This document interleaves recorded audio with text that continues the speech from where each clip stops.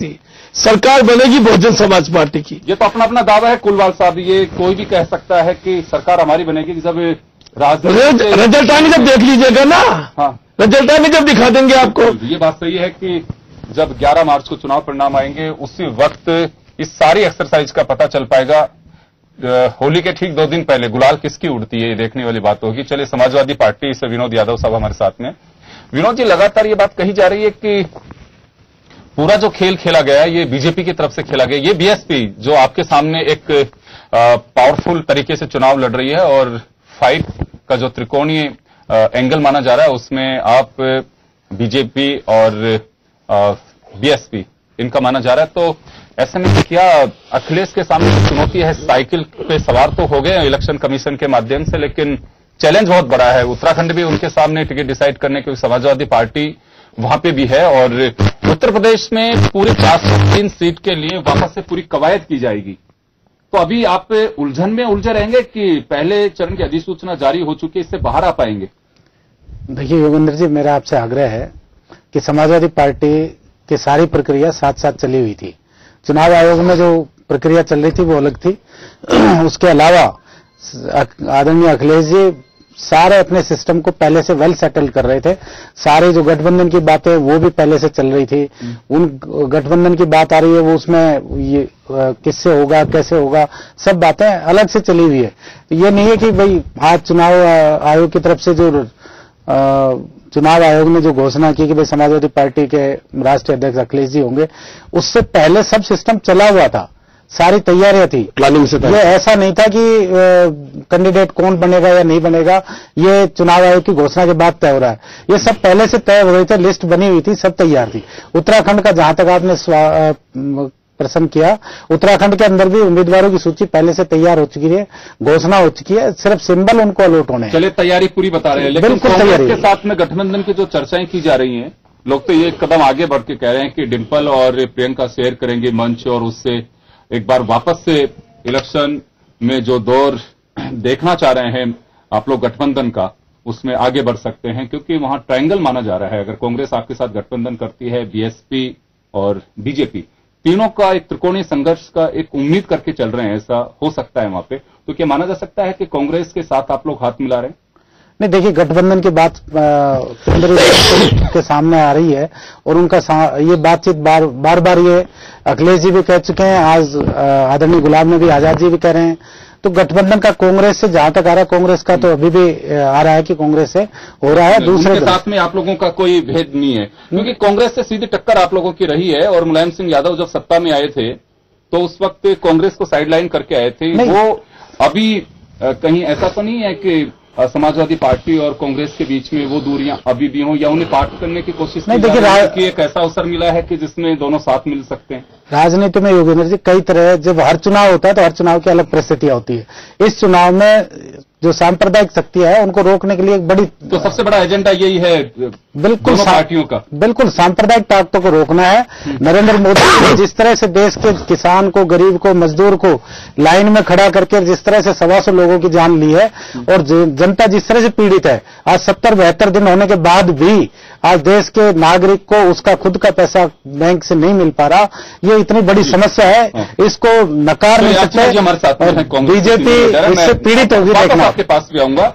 अर्चना जी, देखिए 500 राज्यों में जहां चुनाव हो रहे हैं, आपके लिए भी बड़ी चुनौती है। पंजाब में आपका बड़ा वजूद है, गोवा में आपका रहा, उत्तराखंड में आपकी वर्तमान में सरकार है समाजवादी पार्टी के साथ में, जैसी कि चर्चाएं अंतिम रूप क्या होगा, क्योंकि गुलाम नबी आजाद ने और इसे जो प्रभारी भी हैं आपके, उन्होंने और हवा दी है कि समाजवादी पार्टी के साथ में हाथ मिला सकते हैं। वजह क्या मानी जा सकती है, क्योंकि आपके सामने तो बीएसपी के रास्ते भी खुले थे? देखिए योगेंद्र जी, राजनीति में कुछ भी असंभव नहीं होता है और किसके साथ कोलिशन करना है ये भी पार्टी के स्तर पर अनुकूल परिस्थितियों के अनुसार निर्णय लिया जाता है और किसके साथ आपका कह सकते हैं ना रेपो बनती है वो भी परिस्थिति जन्य होता है, विशेषकर राज्यों के परिदृश्य में। और आपने देखा कि 3 दशकों से कोलिशन गवर्नमेंट्स के फॉर्मेशन की एक परंपरा सी भारत में हुई है। तो ऐसी अवस्था में भी समाजवादी पार्टी के साथ हमारा रेपो बनता है तो निश्चित रूप से हमारा जो कोलिशन है, जो इमिनेंट हम समझ करके चल रहे हैं, वो होने की संभावना है। तो ऐसी अवस्था में ये कोई ये कहना अनुचित होगा कि किसके साथ करना है नहीं करना, ये वहां की क्या परिस्थितियां उस राज्य की, कौन से नेतृत्व को किसके साथ सुगमता महसूस होती है और किस प्रकार से जो इस समय की परिस्थितियां देश में उसको काउंटर करने के लिए कांग्रेस को कैसी भूमिका निभानी चाहिए वो निर्णय लेने में पार्टी पूरी तरह से सक्षम है। केंद्रीय जो नेतृत्व है वो भी समझते हैं कि किस प्रकार से एक अराजक परंपरा जो शुरू हुई है देश में, एक जनादेश लेकर के प्रचंड बहुमत के साथ आई भारतीय जनता पार्टी के साथ, उसे रोकने के लिए किसके साथ जुड़ करके और कैसे संभावनाओं का निर्माण करना, उसके लिए हम पूरी तरह से तैयार हैं। तो मोदी साहब एक ये है कि उत्तर प्रदेश में भाजपा को रोकना है। बिल्कुल, देखिए भारतीय जनता पार्टी को उत्तर प्रदेश में नहीं, भविष्य में जब लोकसभा चुनाव होंगे तो उस समय भी उसकी जो जीत है उसे समाप्त करना, और जिस प्रकार से एक राइज देख करके उन्होंने जनता के साथ दमन की नीति का काम किया, जिस प्रकार से आर्थिक मोर्चे पर, सामाजिक मोर्चे पर और इवन कल्चरल मोर्चे पर जाकर के हमारी संस्कृति के साथ खिलवाड़ करने की जो एक परंपरा शुरू हुई है, और आपने देखा ना कि कैसे संवैधानिक संस्थाएं जो है उनकी सॉवरेनिटी पर खिलवाड़ किया जा रहा है, उनके साथ उनके सारे जो अधिकार है उन पर कुठाराघात हो रहा है, उन सबसे लड़ने के लिए आवश्यक है कि कांग्रेस जो सबसे बड़ी पार्टी है देश की वो अपने आप को उस प्रकार जिम्मेदारी के साथ प्रस्तुत करे। अर्चना जी, एक सवाल हो रहा है कि बिहार में गठबंधन का जो लाभ मिला कांग्रेस को, क्या उसी ट्रिक कहें या ट्रैक कहें उसे अपना रही है कांग्रेस से कि उत्तर प्रदेश में अगर अकेले हम लड़ते हैं तो बहुत मुश्किल होगा। पहले भी काफी ताकत के साथ में चुनाव लड़ चुके हैं, जब यूपीए आपकी जब गवर्नमेंट भी थी सेंट्रल में, लेकिन उस वक्त भी जो सफलता कहें कि जो अपेक्षा थी रिजल्ट्स की वो नहीं मिल पाए थे। तो एक ये माना जा सकता है कि बिहार के बाद में यूपी के रख को भी पहचाना है कांग्रेस ने कि गठबंधन से ज्यादा बेनिफिट हमें है। देखिए, निश्चित रूप से महसूस किया हमारे नेतृत्व ने कि जहां हमें गठबंधन करना चाहिए वहां हमें गठबंधन के आधार पर ही चुनाव लड़ना चाहिए। पंजाब में ऐसी स्थिति नहीं, तो पंजाब में अपने इंडिपेंडेंट वहां चुनाव लड़ रहे हैं, लेकिन यदि उत्तर प्रदेश में आवश्यक महसूस करेगा हमारा नेतृत्व कि हमें किसी भी पार्टी के साथ, विशेषकर समाजवादी पार्टी के साथ यदि हमें गठबंधन करना है तो उसे हम निश्चित रूप से करेंगे, क्योंकि यहाँ परिस्थिति ये है कि हमें कैसे और किस प्रकार से एक अराजक शासन से जनता को, जिस प्रकार की स्थितियां केंद्र में बनी है उससे मुक्त रखना है। और जैसे भारतीय जनता पार्टी ने अपनी नीतियों को निर्माण करके सिर्फ और सिर्फ फोकस रखा कि हमें चुनावी परिदृश्य में ही देश को ले जा करके और उसके अपने जो भी जितनी नीतियां हैं या उसकी जो भी प्रोग्राम्स है उसी पर फोकस है, उससे उसका पर्दाफाश करना है और जनता खुद अराजकता महसूस करती है। चलिए, मैं आपके पास में आ रहा हूं, वापस आऊंगा आपके पास में। अराजकता एक मुख्य इश्यू है और अराजकता को लेकर के सारे राजनीतिक दल सजग भी हैं और जनता को भी सजग कर रहे हैं, लेकिन सवाल यह उठता है कि आखिर अराजकता की डेफिनेशन क्या मानी जाए, क्यों विरोध तो सब कर रहे हैं और जब सत्ता में होते हैं तो उस वक्त अराजकता सत्ता पक्ष में कुर्सी पे बैठने वाले राजनीतिक दल को दिखती नहीं है। तो ऐसे अराजकता एक बड़ा मेजर इश्यू हर इलेक्शन में दिखाई भी देता है। कहने में बहुत सहज है, लेकिन आरोप उस पर जड़ भी दिए जाते हैं, लेकिन जब उस अराजकता से दूर करने का वक्त आता है तो उस वक्त कहते हैं कहां अराजकता है। ये सबसे बड़ा सवाल है। मैं चेलावत साहब आपसे जानना चाहूंगा, आप कांग्रेस मुक्त भारत की बात कर रहे हैं, लेकिन कांग्रेस वापस काफी मुझे लगता है कि एग्रेसिव नजर आ रही है कि बीजेपी को रोका जाए, और ये तो बहुत आगे के कदम उठा रहे हैं। अभी अर्चना जी ने कहा, और ना केवल अर्चना जी, राहुल गांधी ये बात कह चुके हैं, गुलाम नबी आजाद ये बात कह चुके कि हम कोई भी ऐसा राजनीतिक दल उससे हम हाथ मिला सकते हैं जो बीजेपी को रोकेगा, यानी कि आप पे सीधा आरोप जड़ा जा रहा है कि सांप्रदायिक ताकतों को रोक सकता है। हमारा सबका एजेंडा ये कि सांप्रदायिक ताकतें देश में कुर्सी पर ना बैठ सकें, तो आप लोगों को भी गठबंधन करना पड़ रहा है। तो शीर्ष दल जो राष्ट्रीय राजनीति या कहें राष्ट्रीय जो पार्टियां हैं जो एक फेस बन करके आगे आ रही हैं, अब ये तय माना जाना चाहिए कि 2014 के अंदर जब नरेंद्र मोदी आए थे क्लियर मेजोरिटी के साथ में, तब लग रहा था कि रीजनल पार्टीज के शायद अब ब्लैकमेलिंग का शिकार नहीं होंगे और अपने तरीके से राष्ट्रीय पार्टियां वो काम कर सकेंगी। लेकिन ये तो वक्त वापस उसी रास्ते पे लेकर के आ गया। मुझे लगता है कि आप हो चाहे कांग्रेस हो, कि बिना गठबंधन के आप लोग आगे नहीं बढ़ सकते, चाहे रोकना हो चाहे आपको सत्ता में आना हो। योगेंद्र जी, कांग्रेस का यह बहुत पुराना जुमला है कि सांप्रदायिक पार्टी को, सांप्रदायिक ताकतों को सत्ता में आने से रोकने के लिए हम ये ऐसा कर रहे हैं, जबकि सांप्रदायिक नहीं है। जबकि वास्तविकता यह है कि भारतीय जनता पार्टी सभी कौमों को साथ लेकर चलती है और इसका परिणाम लोगों ने, उत्तर प्रदेश की जनता ने ही लोकसभा चुनाव में भी दिया है, जब उन्होंने जातिगत समीकरणों को दूर रखते हुए भारतीय जनता पार्टी के नेतृत्व में विश्वास व्यक्त किया और 73 सांसद दिए।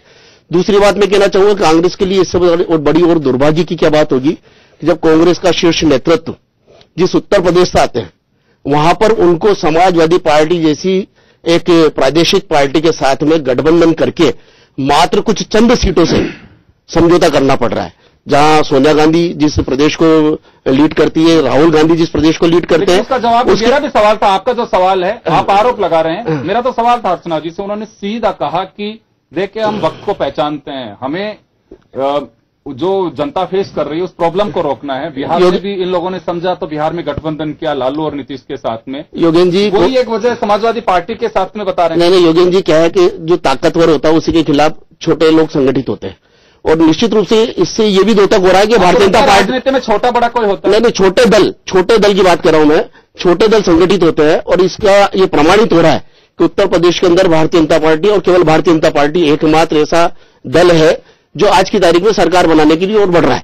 इसीलिए ये सब लोग भयभीत है और भयभीत होकर ये आपस में सब एक दियाजम पे आने की कोशिश कर रहे हैं। नहीं, वहां भी आपको गठबंधन नहीं है। मैं वहां भी आपको गठबंधन नहीं है। मेरी बात सुनो, पहले आप बताओ, वहां भी आपको गठबंधन है वो पुराना चला आ रहा है। नया कोई समीकरण है ना आपको? नया कोई समीकरण नहीं बन रहा है। बहुजन समाज पार्टी का किसी के साथ भी समीकरण नहीं है।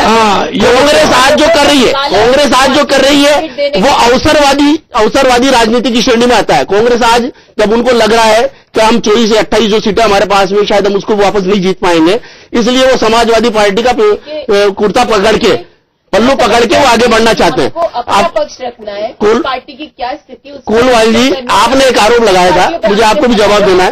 चलिए मैं एक छोटे से ब्रेक के लिए रुक रहा हूं यहाँ पे। मैं आप लोगों के पास में वापस लौटूंगा। एक छोटे से ब्रेक के लिए रहा हूं क्योंकि मैं ब्रेक के बाद में वापस लौटूंगा। पहली सूची में बस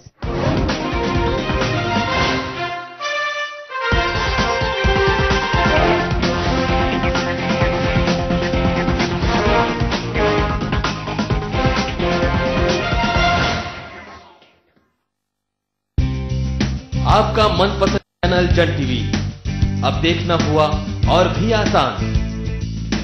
जी हां, अगर आप हैं रिलायंस जियो सिम यूजर तो जन टीवी देख सकते हैं बिल्कुल फ्री। क्लिक करें माई जियो एप्लीकेशन पर, इंस्टॉल करें जियो टीवी एप्लीकेशन, सर्च करें जन टीवी और बस एक क्लिक पर पाएं जन टीवी लाइव आपकी मुट्ठी में, कहीं भी कभी भी। आपका मनपसंद चैनल जन टीवी। जन टीवी, जन जन की आवाज।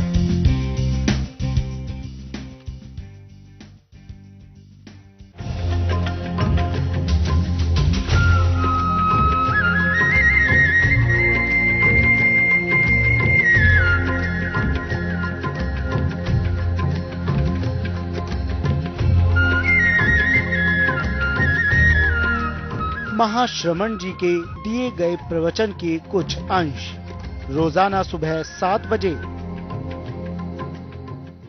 सिर्फ जन टीवी पर।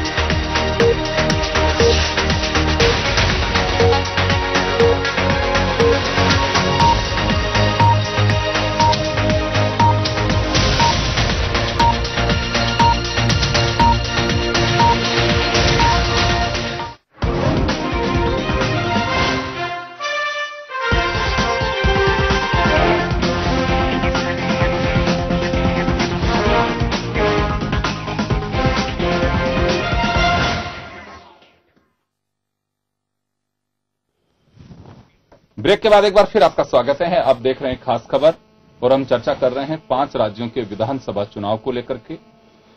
चले हम आगे बढ़ते हैं और ब्रेक से पहले मैं आपके पास में था चलावत